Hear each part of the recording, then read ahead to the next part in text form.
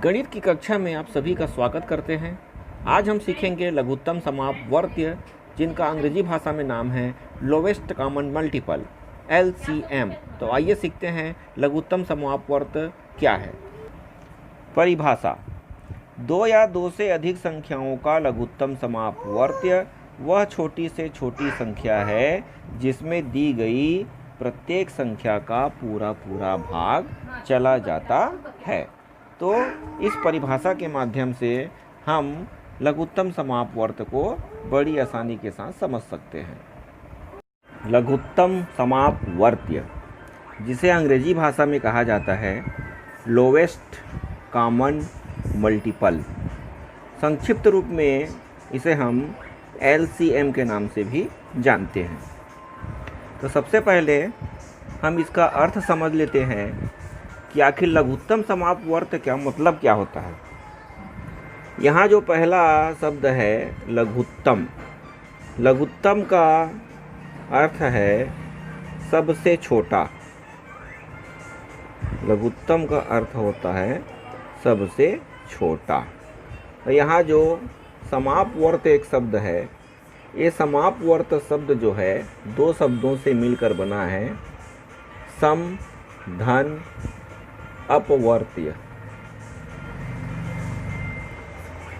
सम का मतलब एक समान, या इसी को हम उभयनिष्ठ भी बोलते हैं। ठीक है। अपवर्त्य, अपवर्त्य का मतलब होता है गुणज। इस प्रकार से लघुत्तम समापवर्त्य का अर्थ हुआ सबसे छोटा एक समान गुणज। दो या दो से अधिक संख्याओं का जब हम गुणज या अपवर्त्य ज्ञात करते हैं तो उसमें जो सबसे छोटा होता है वही कहलाता है लघुत्तम समापवर्त्य। अब देखिए, हमारे पास एक प्रश्न है, 16 और 24 का लघुत्तम समापवर्त्य ज्ञात कीजिए। तो इन दोनों संख्याओं का लघुत्तम समापवर्त्य ज्ञात करने के लिए हम यहाँ पर जिस विधि का उपयोग कर रहे हैं वह है गुणज या अपवर्त्य विधि। हम बारी बारी से इन्हीं दो संख्याओं का अलग अलग विधियों से लघुत्तम समापवर्त्य ज्ञात करना यहाँ पर सीखेंगे। तो देखिए, गुणज या अपवर्त्य विधि का जब हम उपयोग करते हैं तो सबसे पहले जिन संख्याओं का लघुत्तम समापवर्त्य ज्ञात करना है उनका गुणज ज्ञात करेंगे। तो सबसे पहले हम 16 का गुणज लिखेंगे। तो 16 का गुणज क्या क्या होगा, सब जानते हैं कि 16 का गुणज ज्ञात करना मतलब 16 को क्रमशः 1 2 3 4 से गुणा करते हुए अन्य संख्या प्राप्त करना। तो 16 एकम 16, 16 दूनी 32, 16 तिया 48, 16 चौक 64, 16 पंचे 80। इस प्रकार से हम आगे और संख्याओं को लिख सकते हैं। इसी प्रकार हम यहाँ पर 24 का गुणज ज्ञात करेंगे।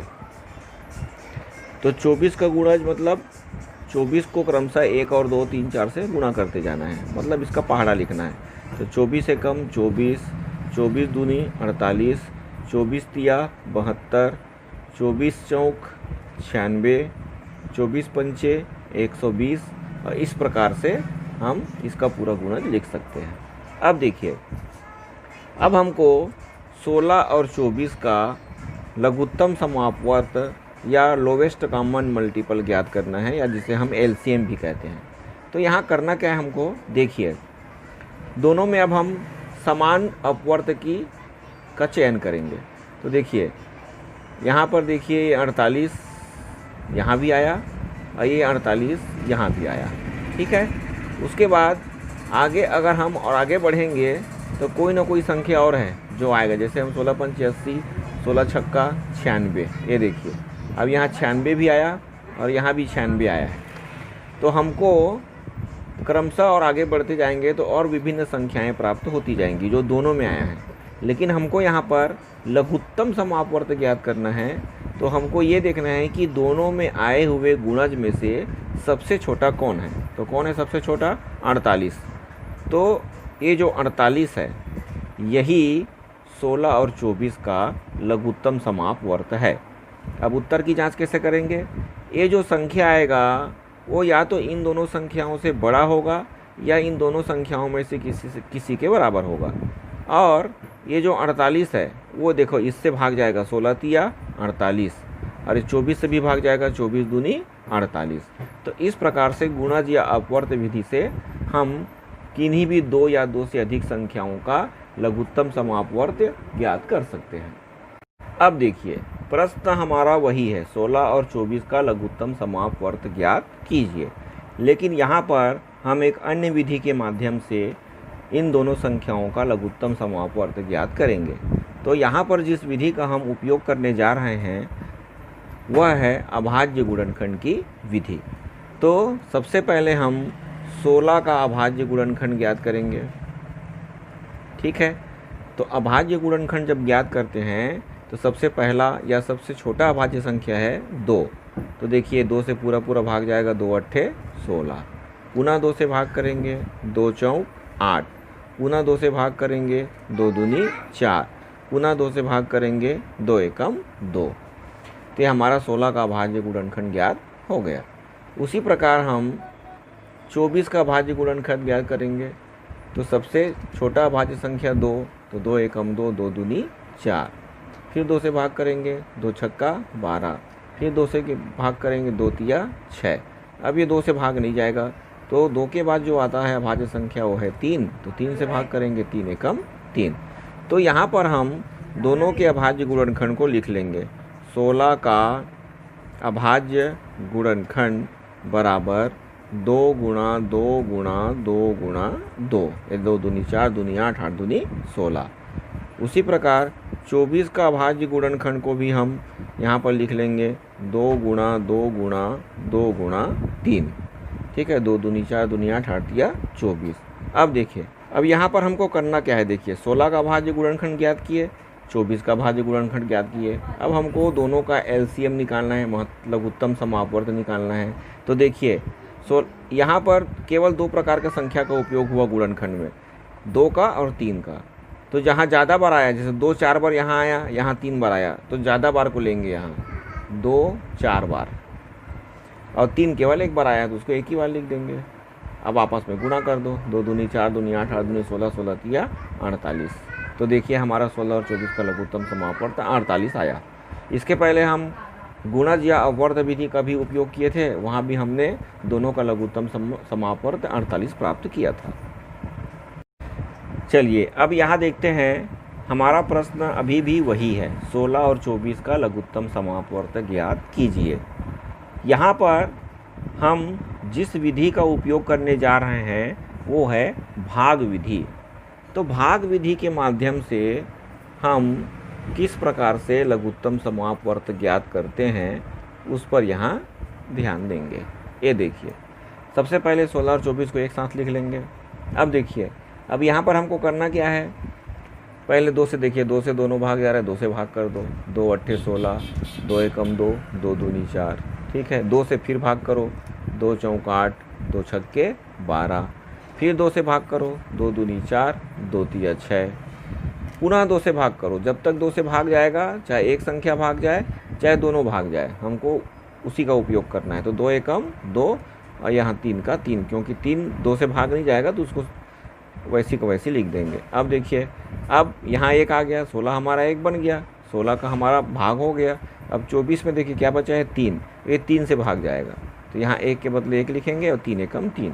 तो जब तक ये दोनों संख्याओं का भाग 1 नहीं हो जाता, जब तक हमको भागफल 1 नहीं मिल जाता, तब तक हमको भाग करते ही रहना है। अब देखिए, यहाँ पर हम दोनों का एलसीएम या लघुत्तम समापवर्त ज्ञात करते हैं। तो 2 कितने बार आया? 4 बार। 2 गुणा 2 गुणा 2 और 3 कितने बार आया? 1 बार। 1 को लिखने की आवश्यकता नहीं है, क्योंकि 1 का किसी भी संख्या के साथ गुणा करने से उसका गुणनफल वही प्राप्त होता है। तो 2 दूनी 4, दूनी 8, 8 दूनी 16, 16 तिया 48। ये देखिए, यहाँ भी 16 और 24 का लघुत्तम समापवर्त 48 प्राप्त हुआ। तो इस प्रकार से हम किसी भी 2 या 2 से अधिक संख्याओं का लघुत्तम समापवर्त 3 विधियों के माध्यम से ज्ञात कर सकते हैं। पहला है गुणज या अपवर्त विधि, दूसरा है अभाज्य गुणनखंड विधि और तीसरा है भाग विधि। चलिए हमारे पास एक और प्रश्न है, 108 और 162 का लघुत्तम समापवर्त ज्ञात कीजिए। तो सबसे पहले हम इनका लघुत्तम समापवर्त ज्ञात करने के लिए गुणज या अपवर्त विधि का उपयोग करेंगे। ठीक है, तो इसके अंतर्गत हमको सबसे पहले क्या करना है, सबसे पहले हमको 108 का गुणज ज्ञात करना है।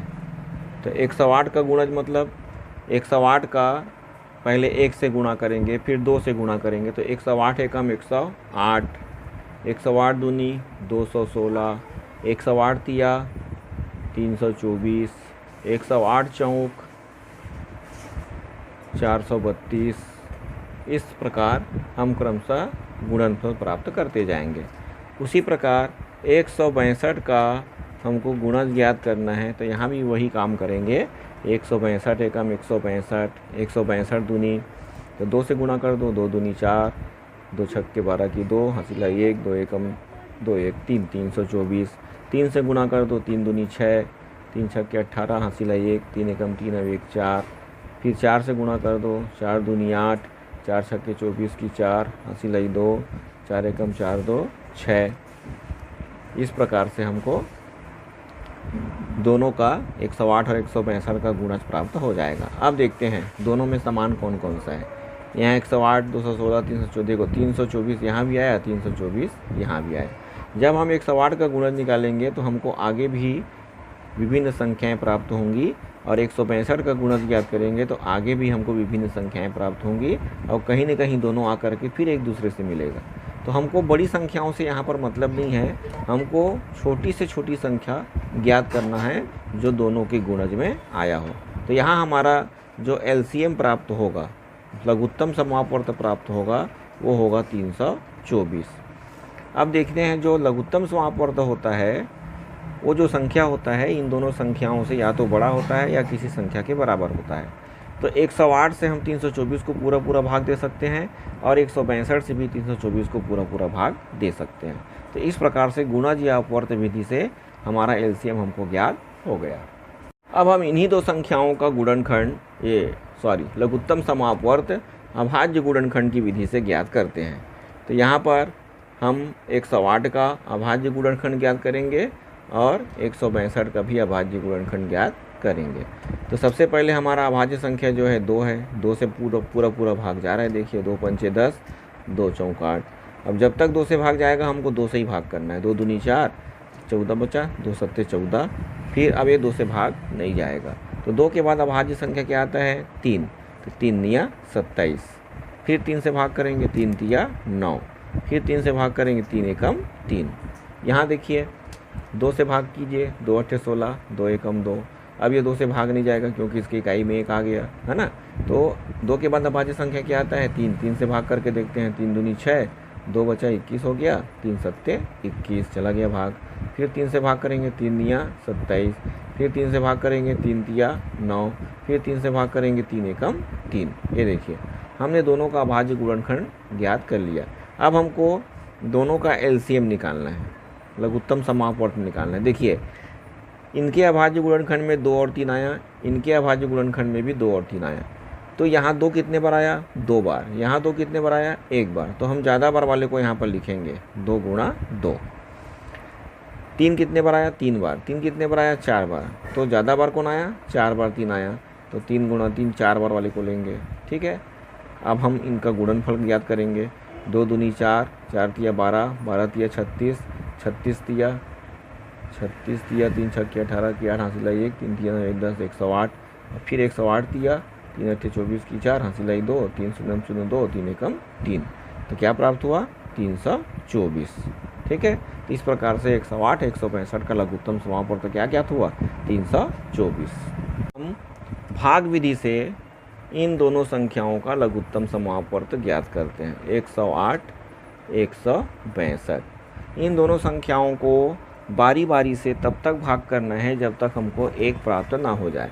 तो सबसे पहले 2 से भाग करेंगे, 2 पंचे 10, 2 चौक 8, 2 अट्ठे 16, 2 एकम 2, अब देखिए ये 2 से भाग जाएगा, लेकिन ये 2 से भाग नहीं जाएगा, फिर भी हम 2 से ही भाग करेंगे।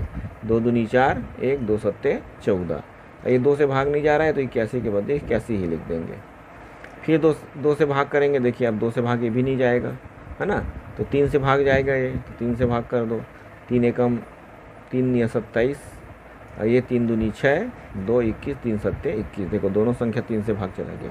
पुनः 3 से भाग करके देखिए, 3 तिया 9, 3 या 27 से भी भाग चला गया। पुनः 3 से भाग कीजिए, 3 एकम 3, 3 तिया 9, ठीक है। पुनः 3 से भाग करो, अब 1 तो 3 से भाग जाएगा नहीं, तो 1 का 1 हो गया, 3 एकम 3। ये देखो दोनों संख्या 1 बन गया, तो हमारा काम खत्म।